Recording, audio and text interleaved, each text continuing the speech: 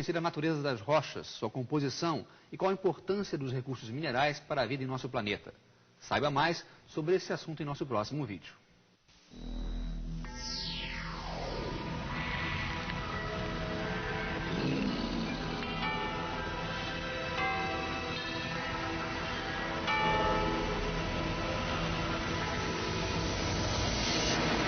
Nossa Terra.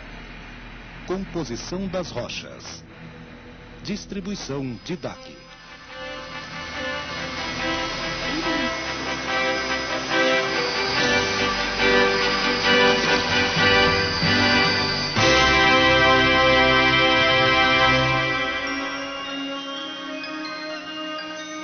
Todas estas joias lindas e caras são minerais ou vieram de minerais. Estes são apenas alguns de uma variedade incrível. Se quiser descobrir riquezas minerais, procure nas rochas. Mas vai ter de quebrá-las primeiro.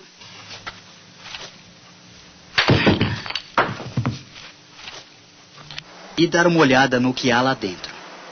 Então você pode fazer um polimento, porque é isso que faz aparecerem as cores.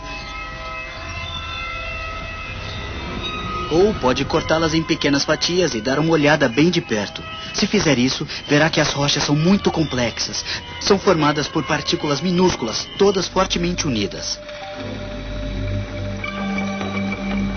Estas pequenas partículas coloridas são cristais de minerais, pedaços puros do material que forma o planeta Terra.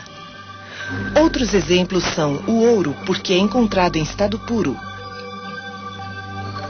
O quartzo é um mineral, é um composto chamado sílica. O diamante é um mineral, é carbono puro. Um mineral é um sólido natural de composição química uniforme, e é isso que torna alguns minerais tão bonitos. Todos eles formam cristais. Um cristal é uma supermolécula.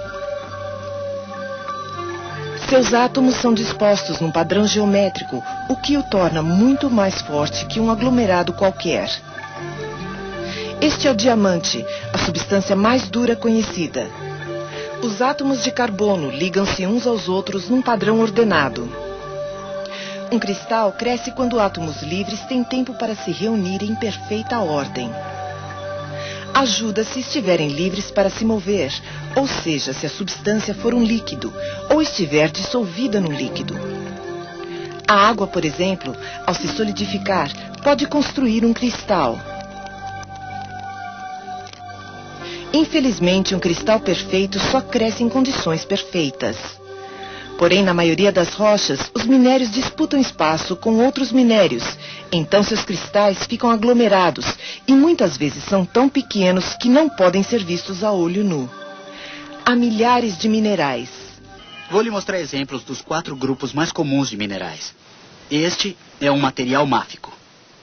Isto é mica. Isto é feldspato. E isto é quartzo. Bem, o tamanho dos cristais não importa, porque isso acontece ao acaso. O importante é que estes 4 minerais misturados compõem 90% das rochas encontradas na crosta terrestre. Por quê? Porque eles contêm os 2 elementos mais abundantes na crosta da Terra: oxigênio e silício. O que são oxigênio e silício? Oxigênio unido ao hidrogênio torna-se água. O oxigênio na atmosfera é um gás. E o silício? O silício é um elemento claro em flocos chamado de metalóide. É usado em chips de computador. Mas apesar de estar por toda parte, nunca é encontrado puro assim. Precisa ser extraído. Como ele foi oxidado há muito tempo, o resultado é minerais de silicato em todas as direções. Esta é uma estrutura molecular. Um átomo de silício ligado a 4 átomos de oxigênio.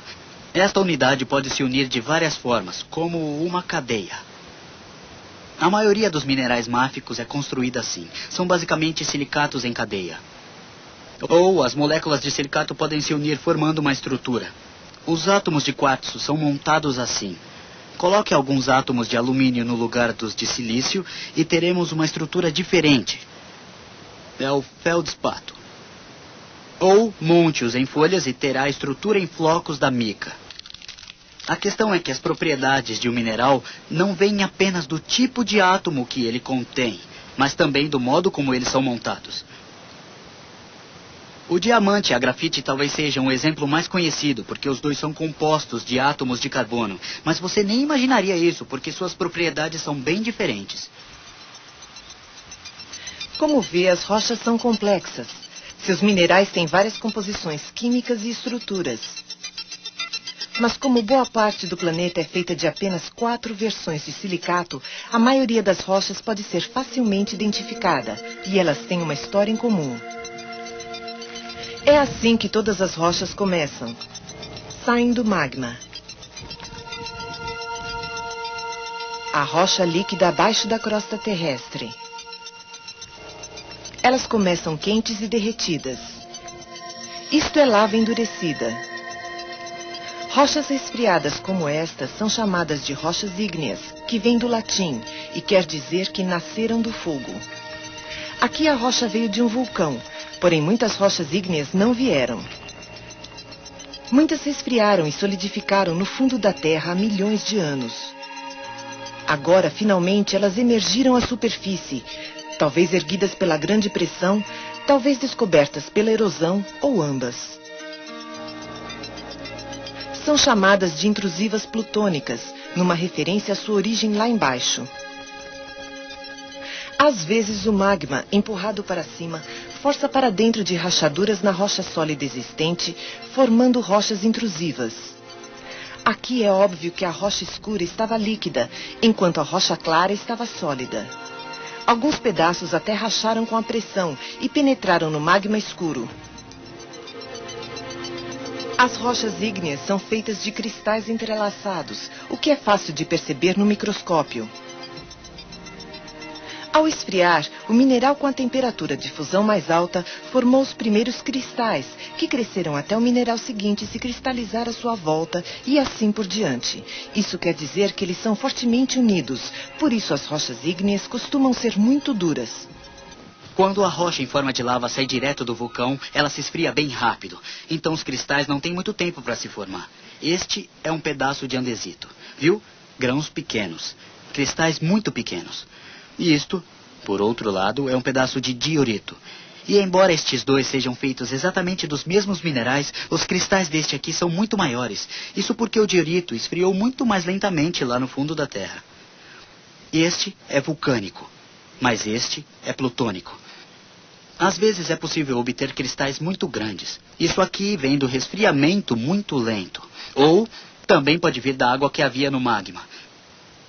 Este aqui se chama pegmatito. Viu? Cristais muito grandes.